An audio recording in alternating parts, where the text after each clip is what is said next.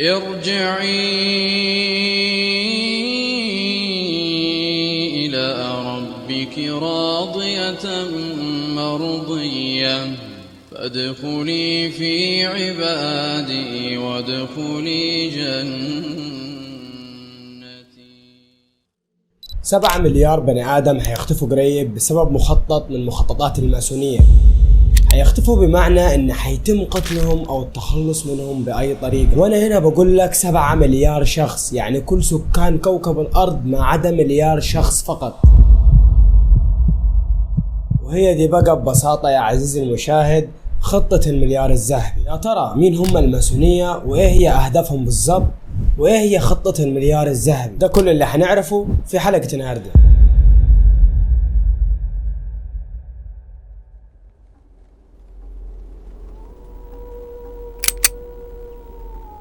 المتنورين أو الماسونية هم جماعات مجهولين الهوية، هدفهم هو توحيد العالم تحت أفكارهم ومعتقداتهم، وهم بالفعل مسيطرين على العالم في الخفاء. هم اللي مسيطرين على الدول والأموال والإعلام وكبار الشخصيات اللي في العالم. طيب ايه اصل الماسونية ومن فين بدأت فكرتها؟ في القرن ال16 ميلادي كانت الكنيسة الكاثوليكية هي اللي مسيطرة في معظم دول أوروبا. الكنيسة هي اللي كانت متحكمة في كل أمور الدولة، يعني حتى الملك في الوقت ده لو كان اعترض على أي قرار من قرارات الكنيسة كان من الممكن أن يتم إزالته من الحكم. فنفوذ الكنيسة في أوروبا في الوقت ده كان قوي جدا، لكن كان في بعض من الناس رافضين تدخل الكنيسة في شؤون الدولة وفي شؤون العام، يعني مش عايزين الدين يتدخل في الدولة من الآخر. في ألمانيا في الوقت ده في منطقة اسمها بافاريا، وكان يعيش هناك شخص اسمه آدم فايسهاوت. الراجل ده برضه كان بيتداول نفس الفكر بتاع الجماعة اللي اتكلمت عليهم في الأول، إن الكنيسة ما تتدخلش في الدولة وإن الدين برضه ملهوش علاقة في شؤون. فالراجل ده قرر ينشئ مجتمع سري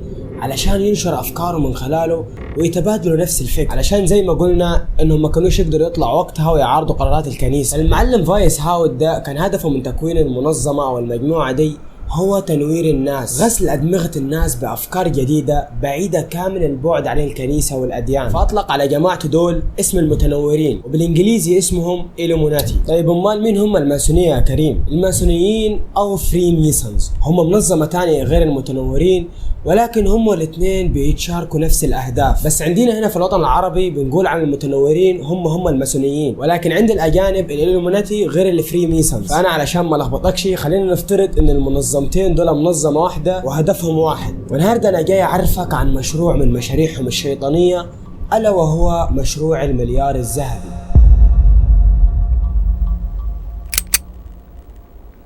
مشروع المليار الذهبي هو مشروع ماسوني هدفه تقليص سكان الأرض من 8 مليار إلى مليار شخص بس. يعني احنا هنا بنتكلم على إبادة 7 مليار بني آدم. طيب ليه كل ده وليه أصلا يفكروا في فكرة زي كده؟ يقول لك السبب هو تزايد عدد السكان في الفترة الأخيرة بشكل كبير، وموارد الأرض مش هتكفي كل العدد ده من البشر، ده على حسب معتقداتهم، وإنه كل ما زاد عدد السكان على الكوكب زادت معاه احتياجاته للموارد، لما يزيد الطلب على الموارد الموجودة في الأرض ده حيؤدي لزوالها نهائيا. يعني هم عايزين يقولوا لك بالبلدي ان الارض مش هتكفي 8 مليار راس تعيش عليها، فلازم هنقلل العدد ده من 8 مليار لمليار راس بس على الكوكب. بيس يا بيس.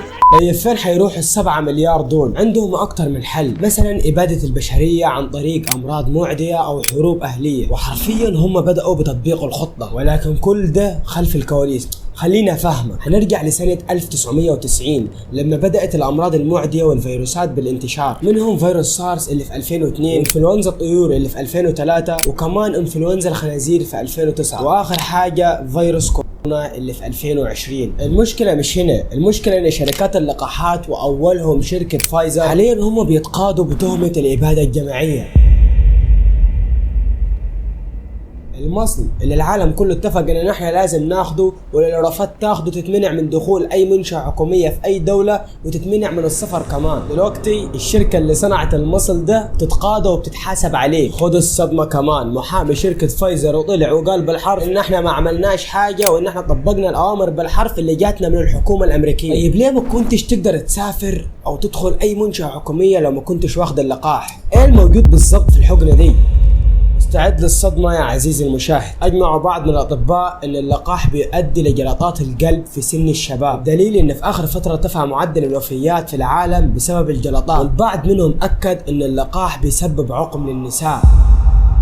حالات جلطات القلب وخاصة بأعمار الشباب الثلاثينات وأربعينات عم تتكاثر وبتزايد، وأنا بعرف كتار العديد اللي اخدين لقاح الكوفيد. تزايد الحالات يرفع الشك بنسبة كبيرة للي اخدين لقاحات، خاصة اللي اخدين 3 مثلا أكثر من مرتين أو 4 ربما.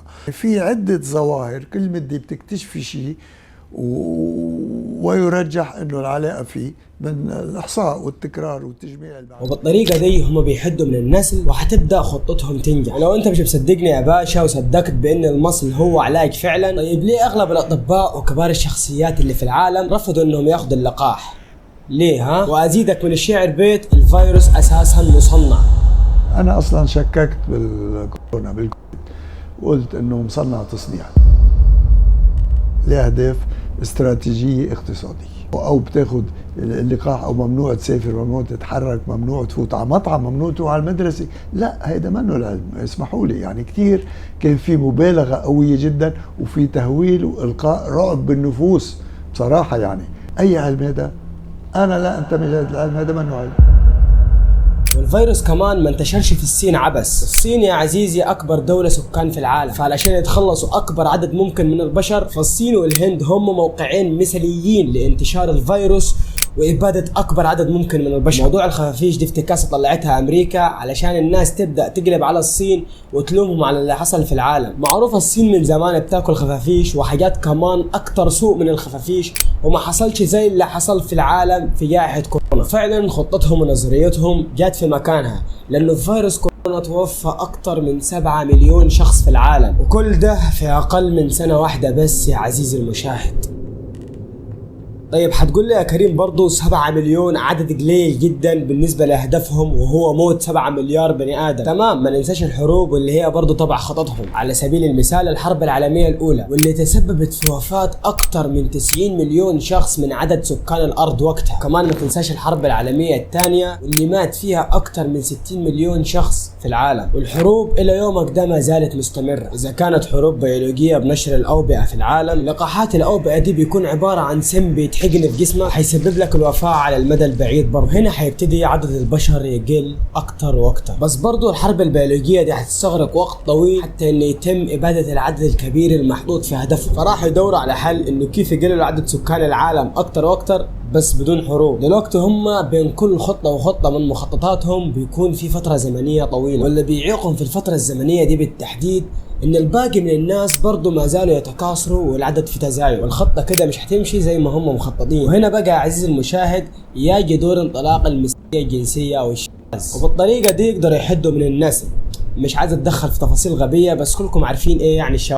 فهنا قدروا يغسلوا أدمغة الأشخاص الأغبياء اللي صدقوهم وقدروا يحدوا من النسل. وانتوا على ما أظن شفتوا في آخر فترة كمية دعم المثلية في أوروبا، بيحاولوا يغسلوا أدمغتنا وأدمغة أطفالنا، وبيحاولوا يورونا إن الموضوع ده عادي علشان نتقبل، يحققوا اللي عاوزينه، وبيدعموهم في كل مكان تحت مندرج الإنسانية، ولكن هي بعيدة كل البعد عن الإنسانية، لأنه الغبي اللي بيوصل لمرحلة المثلية نسبة إصابته لمرض الإيدز كبيرة جدا، بل وهي أكيدة. وانتوا عارفين مرض الإيدز الله يبعدنا من كل شر ملهوش علاج، فالمصاب به مصير الموت بلا أدنى شك.